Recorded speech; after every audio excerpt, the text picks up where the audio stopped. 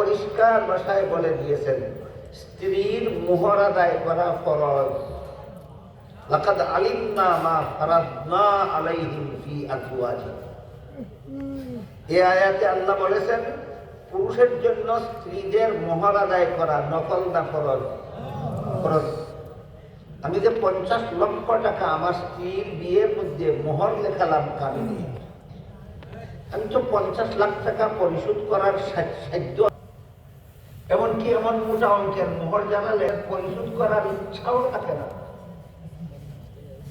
অথচ হাদিস শরীফে উল্লেখ আছে যে ব্যক্তি এমন একটা মোহর উল্লেখ করে বিয়ে করলো যেই মোহর পরিশোধ করার ইচ্ছাই নাই তার, এই লোকটা যতদিন তার স্ত্রীর সাথে মিলামিশা করবে ততটা জিনার গুনাহ তার আমলনামায় লেখা হবে। বুঝা থাকলে বলুন। আর আমি যদি ইচ্ছা মতো যে কাবিনী দেখালেন, হালাল হইল না হারাম হইল? হারাম হইল।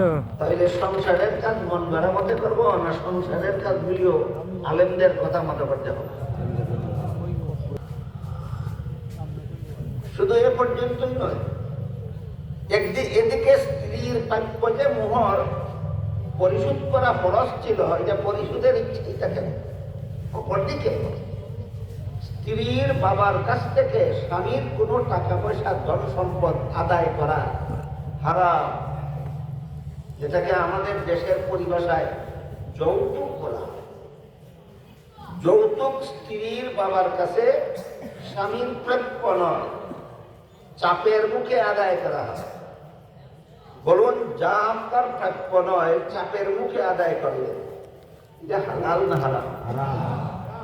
যেই মোহর আদায় করা ফরজ ছিল সেটা আদায় না করে এক গুনাহ করলো, আর যেই যৌতুক আদায় করা হারাম ছিল এটা আদায় করে আরেক গুনাহ করলো।